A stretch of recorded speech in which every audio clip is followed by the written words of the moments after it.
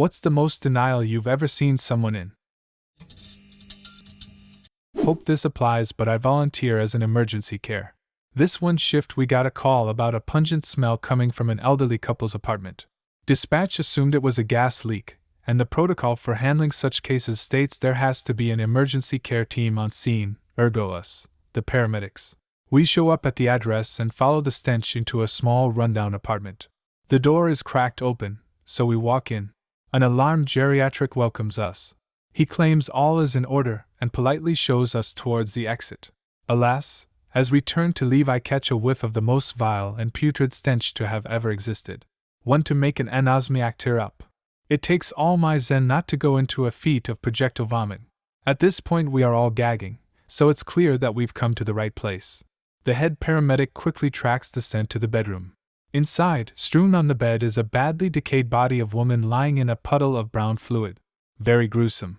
The man, however, seemed nonchalant and completely oblivious to the presence of a partially decomposed corpse in his bed. Furthermore, he was convinced she was still alive, and seemed pretty pissed at us for claiming otherwise. He went on to have a full conversation with the body while we filled out paperwork.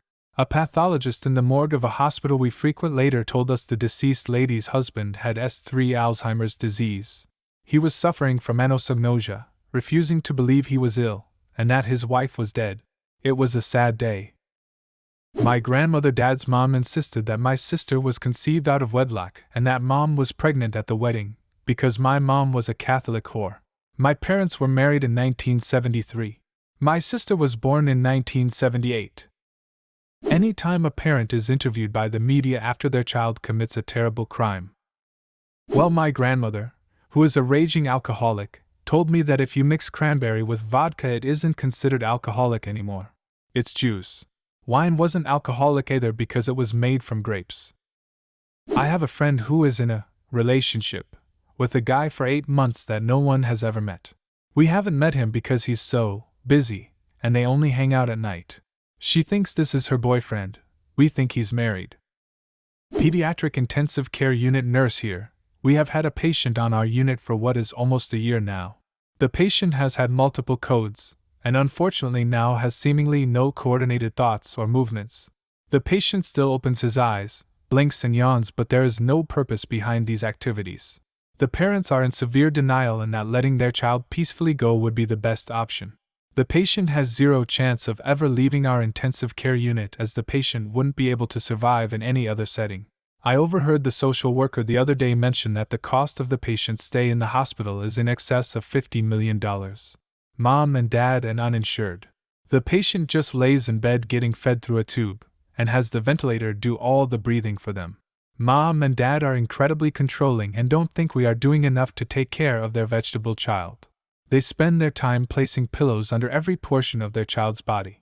It is heartbreaking for the staff, and it's taken a great toll on every one of us. Seriously, every time I tell this story, people say it's bullshit. I went to visit a friend. His dad owns a restaurant, and they live behind the restaurant. I got there, and it was still opening. It's a nighttime restaurant. The waitress told me to wait at a table, because my friend would be there in a minute. She told me I could order anything, so I asked for a water bottle. When she brought it, I read it before opening. It said it was sparkling water. We call water with gas in Brazil. Then it went like this. Me, hey, I'd like regular water, please. Her, that one is regular. Me, no, it says it's sparkling water. Her, the label came wrong on those bottles, it's regular. Okay, so I opened it. It made that gas sound, like when you open a soda bottle. Me, it's sparkling water, it made the sound. Her, no, it's not. Relax. Me, but it made the sound, it's not regular water. Her, it's not what you think. I drank it. It was sparkling water, choking. Me, it's sparkling water. Can I have a regular water, please? Her, no, it's not. You're imagining things. Just drink it. Me, are you serious? Please, I'd like a regular one. Her, that one is the regular one, it's not sparkling water. That moment, my friend arrived and we left. Any parent with a child who has undiagnosed behavioral issues, the lengths they will go to blame everyone else is incredible. My younger brother, 8, cannot sit still for 5 minutes, and screams in public whenever he wants something because my mom and I are high-strung and will do almost anything not to make a scene. My dad, and to a lesser extent my mom, say that he's a boy being a boy, and he's at a different point in his life than you. I wasn't a screaming, hyper asshat when I was 8. Then they blame electronics, and take my phone and his iPod, but never the TV, because they watch the TV. The last time I went to a pediatrician with him, the doctor said, "There's a high chance he has ADHD." My dad was extremely offended that he would say such a thing, especially in front of me, because of doctor-patient confidentiality, and dismissed that possibility entirely. A guy I know is in emergency. Gets to the scene of a terrible accident. The people in the cars are told not to move until paramedic can evaluate them. One of the drivers becomes irate and gets out of his car arguing that he is fine and has places to be. The paramedics explain that he might be suffering from shock and the adrenaline is masking any pain he might have from serious injuries and to please wait for an evaluation. He continues to argue, then he turns around to go back to his car. While turning around, he turns his neck, snaps his spine and drops dead. "No, I am not an alcoholic," pours himself a drink, hands shaking. This basically applies to all addictions. I can quit whenever I want, but then when you ask them to stop they say they don't want to. Nope. Acceptance is the first step. My girlfriend's dad still thinks she's a virgin. We've been together for 9, she's 26, and we live together. I have a friend who's had the same boyfriend for 5 years, she's 22, and her mom insists she's still a virgin. Work at a college.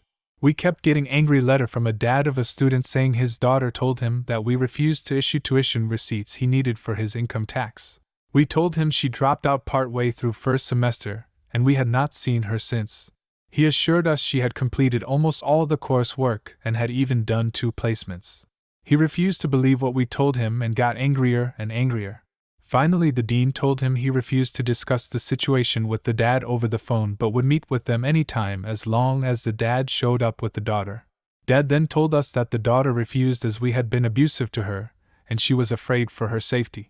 Best case of denial I ever saw.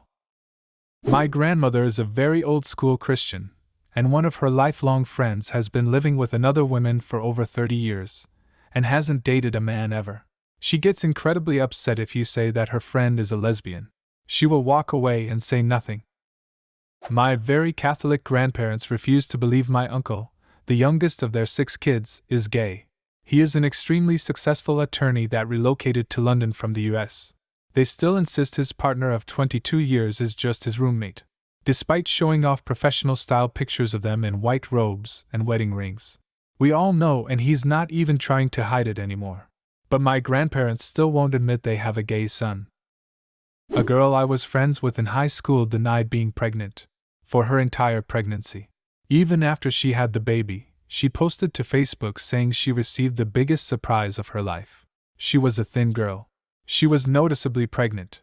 Another friend and I confronted her about it, telling her she needed to go to the doctor, that what she was doing wasn't healthy for her or the baby. She was doing things that a pregnant woman should not be doing. She refused to acknowledge it, saying she was just getting fat.